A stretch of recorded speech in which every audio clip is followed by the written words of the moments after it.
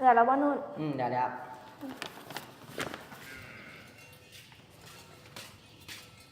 อ้าวไส้มาหยังควันตอนเที่ยงไปกินข้าวนอกเอานนไปด้านนอก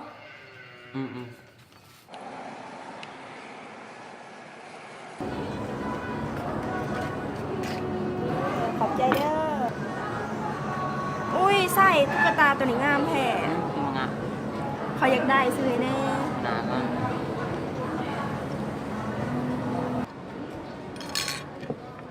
ขอบใจเด้อ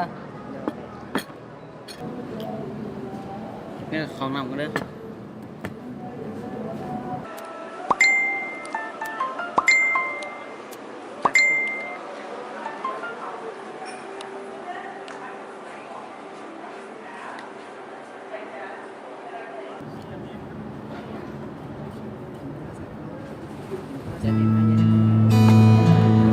นนไปกราฟไป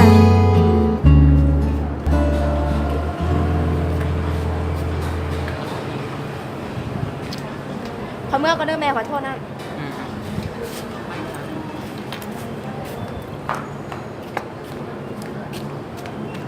ไปโน่นครับ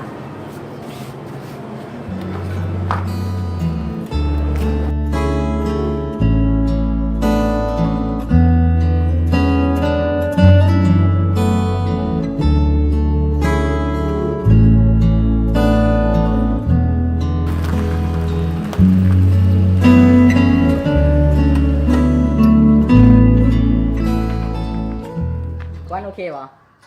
โอเคอยู่มือเป็นสิมาหาเลย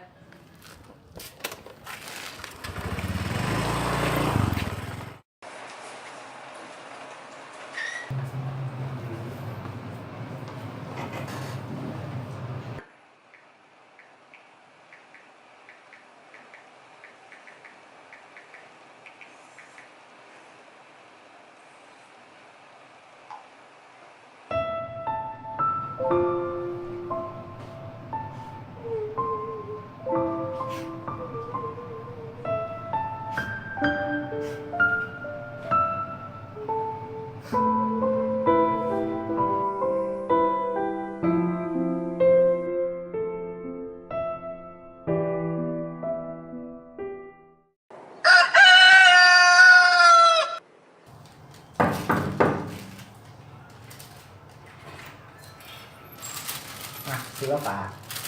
ขอบใจ เป็นยังสูงแท้ขอบใจที่เป็นห่วงนอนวางว่าพาไปดินแน่ไปใส่ไปใส่กระได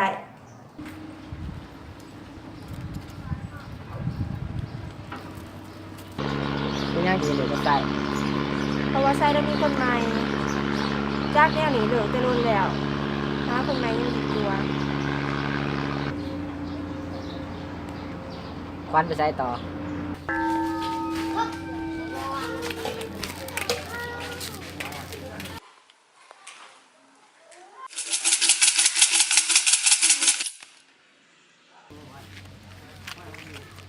จิตใจซับซ้อนหลายการงานสำเร็จยากแต่เหลือความฮักของเจ้าจะมีครูในไว้นี่ปะเนี่ยเพียงแล้วที่เขาไปติเฮ้ยนนตุ๊กตาตัวนี้งามบ่มองงามสับขออยากได้ตัวนี้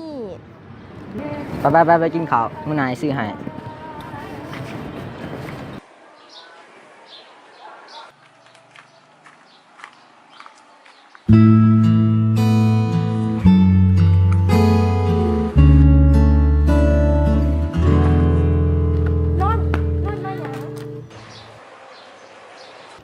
ใส่มาคอยจะขึ้นดีบ่